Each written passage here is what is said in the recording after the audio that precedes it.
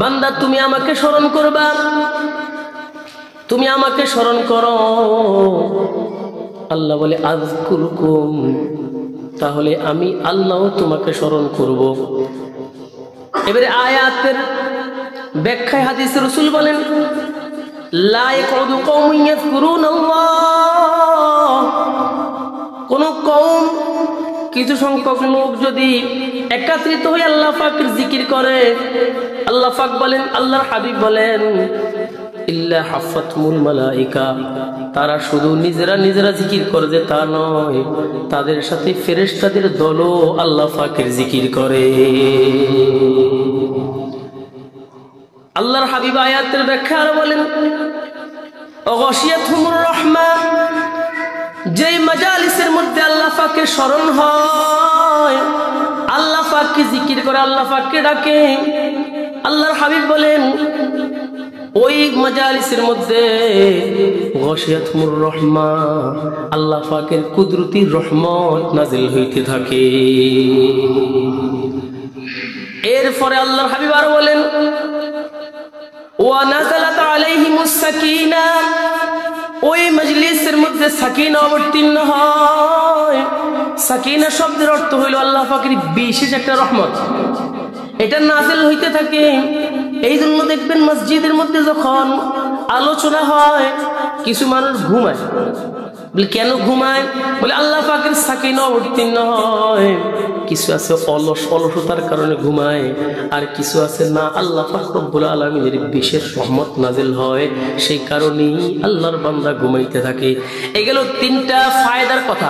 4 নম্বর রাসূল বলেন ওয়া যাকারাহুমুল্লাহু ফী মান ইনদাহু, আল্লাহ পাক রব্বুল আলামিন ফেরেশতাদের মজলিসের মধ্যে যারা আল্লাহ পাককে স্মরণ করে, আল্লাহ পাককে জিকির করে, আল্লাহ পাক রব্বুল আলামিন ফেরেশতাদের মজলিসের মধ্যে ওই জাকিরিন সম্পর্কে আলোচনা করে। আল্লাহ বলে ফেরেশতারা শোনো, এই যে দুনিয়ার কিছু মানুষ আমাকে ডাকে, আমাকে স্মরণ করে, আমার কাছে রওনা জারি করে, কান্নাকাটি করে, তারা কি জন্য কান্নাকাটি করে, কেন আমাকে ডাকে একটু বলো। আল্লাহ তো জানেই, তারপরও ফেরেশতাদেরকে বলে। এবার ফেরেশতারা বলে আল্লাহ এই বান্দারা এই জন্য আপনাকে ডাকতেছে আর আপনাকে স্মরণ করতেছে, কারণ তারা জানে জাহান্নামের আযাব বড় ভয়ঙ্কর, জাহান্নামের আগুন তারা সহ্য করতে পারবে না। এই জন্য তারা আপনাকে স্মরণ করে, আপনাকে ডাকে, নামাজের মাধ্যমে আপনাকে ডাকে, আলাদা হয়ে আপনাকে ডাকে। আল্লাহ পাক বলেন ওয়াসবির নাফসাকা মাআল্লাযিনা, হে রাসূল আপনি তাদের সাথে থাকেন, ইয়াদউন, যারা আমি আল্লাহকে ডাকে, যারা আমি আল্লাহকে ডাকে সকাল সন্ধ্যায় অন্তত কিছু সময় বের করে আমি আল্লাহকে ডাকে, এই ব্যক্তিদের সাথে আপনি রাসূলও থাকবেন, তাদেরকে আপনার বন্ধু বানাইবেন। আল্লাহ পাক কোরআনের অন্য আয়াতে বলে ইয়া আইয়ুহাল্লাযিনা আমানুত্তাকুল্লাহ ওয়া কুনু মা'আস সাদিকিন। আল্লাহ বলে হে ঈমানদাররা আমি আল্লাহকে ভয় করো, আমানুত্তাকুল্লাহ আমি আল্লাহকে ভয় করো, ভয় করবা আমার আযাবকে ভয় করবা। এরপরে বলেন কুনু মা'আস সাদিকিন, যারা সমাজের মধ্যে, দেশের মধ্যে, রাষ্ট্রের মধ্যে সাদিকিন হবে, সত্যবাদী হবে, এই সত্যবাদীদের সাথে তোমরা জীবন যাপন করবা, তাদেরকে তোমাদের সঙ্গী বানাই রাখবা। পয়গম্বরের নাম পয়গম্বর মুসা আলাইহিস সালাম। কি বললাম বলেন? পয়গম্বরের নাম কি? মুসা আলাইহিস সালাম।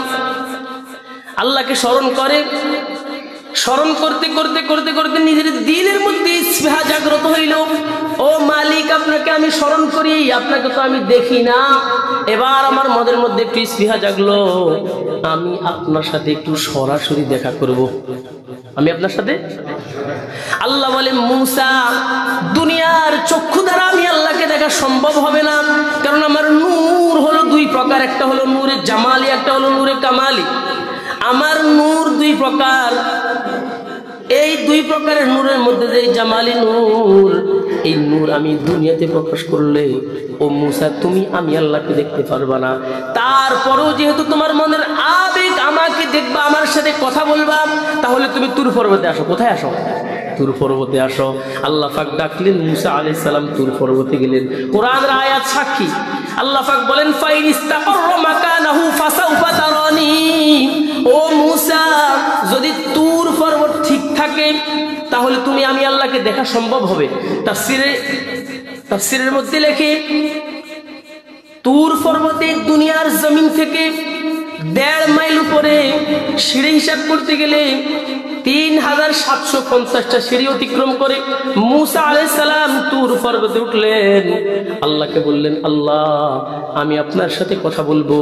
আল্লাহ বলে, মুসা তুমি আগে কথা বলবা না, আমি আল্লাহ আগে কথা বলতাম। ওয়া কাল্লামাল্লাহু মুসা তাকলিমা। এবার মুসা আলাইহিস সালাম আল্লাহকে বললেন, আল্লাহ আপনি আগে কথা শুরু করেন। আল্লাহ পাক রব্বুল আলামিন কথা বলা শুরু করলেন। মুসা আলাইহিস সালামের সাথে আল্লাহ পাক রব্বুল আলামিন দীর্ঘক্ষণ কথা বলার পর এবার মুসা আলাইহিস সালামকে বলেন, ও মুসা, আমি যে তোমার সাথে এত সময় কথা বললাম, আমার কথার দ্বারা তুমি কিছু বুঝছো কিনা একটু বলো। মুসা আলাইহিস সালাম বলে, ও মালিক, আমি একটা কথাও আপনার বুঝি নাই। আল্লাহ বলে, মুসা না বুঝার কারণ হইল আমি তোমার মাতৃভাষা মানে ইব্রানি ভাষা, মুসা আলাইহিস সালামের ভাষা ছিল ইব্রানি ভাষা, তুমি মুসার মাতৃভাষা মানে ইব্রানি ভাষা তোমার সাথে কথা বলি নাই। আমি তোমার সাথে যে সময় কথা বললাম যদি মাতৃভাষায় কথা বলতাম তাহলে তুমি বুঝতে। তবে মুসা তুমি জেনে রাখো, আদম থেকে তুমি পর্যন্ত, তুমি থেকে ঈসা রূহুল্লাহ পর্যন্ত যত নবী দুনিয়ার মধ্যে আসবে সব নবীর মাতৃভাষায় তাদের উপরে কিতাব নাজিল করব। শুধু একজন নবীর উপরে আমি আরবি ভাষায় কিতাব নাজিল করব। তার কারণ হইল 3টা। আমি আল্লাহ রব্বুল আলামিনের ভাষা হলো আরবি, কবরের জগতের ভাষা হলো আরবি, নবী মুহাম্মদের ভাষা হলো আরবি, কোরআনের ভাষা হলো আরবি। এই জন্য আমি ওই মুহাম্মদ নবীর উপরে যে কিতাব নাজিল করব, এই কিতাব নাজিল করব আরবি ভাষায়, কিতাব নাজিল করব আরবি ভাষায়। এবার কথা বলা শুরু করলেন। দীর্ঘক্ষণ কথা বলার পর আল্লাহ বললেন, মুসা এবার তো তোমার মাতৃভাষায় কথা বললাম, কি বুঝলি বলো। মুসা আলাইহিস সালাম বলেন, আল্লাহ এবার যা বললেন আমি সব বুঝলাম, তবে আপনার কাছে আমার একটা কথা হইল, আপনি কথা বলেন আমার সাথে, প্রশংসা করলে আমার করবেন, প্রশংসা করলে আমার উম্মতের করবেন। তবে না না, আপনি তো আমার প্রশংসা করেন নাই, আপনি তো আমার উম্মতের প্রশংসাও করেন নাই, আপনি প্রশংসা করেছেন নবী মুহাম্মদুর রাসূলুল্লাহ সাল্লাল্লাহু আলাইহি সাল্লামের উম্মতের এবং ওই নবীর যেই নবী দুনিয়ার জমিনে এখনো আসে নাই।